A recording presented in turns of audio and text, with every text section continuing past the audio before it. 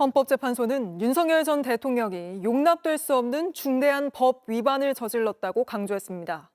파면에서 얻는 헌법소의 이익이 파면에 따른 국가적 손실을 압도한다고 설명했습니다. 헌재가 전원일치로 윤 전 대통령을 파면할 수밖에 없던 이유를 여도현 기자가 지난해 12월 3일 계엄의 밤을 재구성하며 정리했습니다.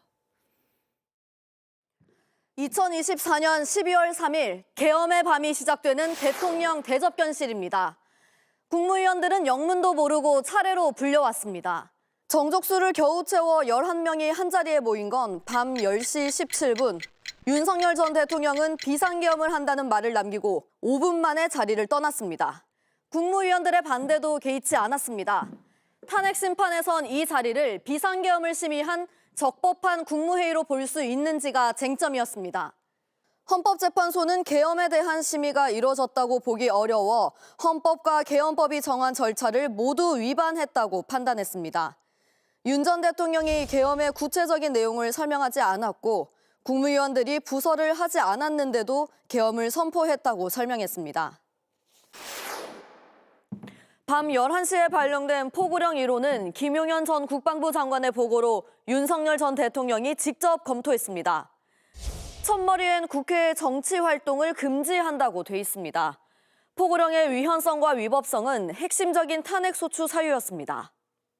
헌재는 이 포고령이 헌법을 정면으로 위반했다고 결론냈습니다. 계엄을 해제할 수 있는 국회의 활동을 막은 건 대의민주주의, 권력 분리 원칙을 위반했다고 설명했습니다. 포고령이 발령되고 평온하던 국회에 계엄군이 들이닥친 건 밤 11시 49분쯤입니다. 계엄군은 창문을 깨고 거침없이 이곳 본청 안까지 들어왔습니다. 그날 밤 국회에 투입된 계엄군은 모두 합해 737명입니다.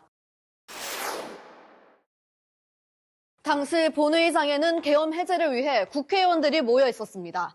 군홧발로 본청 안을 누비는 계엄군의 모습은 고스란히 전 국민에게 생중계됐습니다. 헌재는 윤 전 대통령의 지시로 군대가 투입됐다며 국회에 계엄 해제 요구권을 부여한 헌법을 위반했다고 판단했습니다. 나라를 위해 봉사해온 군인들을 시민들과 대치하게 한 건 국군의 정치적 중립성을 침해하고 헌법에 따른 국군 통수 의무를 위반한 것이라고 지적했습니다. 계엄군은 국회보다 먼저 이곳 중앙선거관리위원회에 투입됐습니다. 선관위 시설 3곳에 투입된 계엄군은 모두 합해 556명. 무장한 계엄군에 선관위는 순식간에 점거당했습니다. 부정선거의 단서를 찾겠다는 이유였습니다. 영장 없이 직원들의 휴대전화를 빼앗고 서버가 있는 공간까지 계엄군이 침투했습니다. 계엄군의 선관위 투입은 모두 윤 전 대통령의 지시였습니다. 헌재는 윤 전 대통령이 영장주의와 선관위의 독립성을 침해했다고 결론냈습니다. 필요시 체포할 목적으로 위치 추적을 시도한 대상에 전 대법원장과 전 대법관이 포함된 건 사법권의 독립을 침해한 것이라고도 설명했습니다. 문영배 헌법재판소장 권한대행은 선고요지를 읽으며 민주주의를 9번이나 강조했습니다. 윤 전 대통령이 민주공화국의 주권자인 대한국민의 신임을 중대하게 배반했다고 지적했습니다.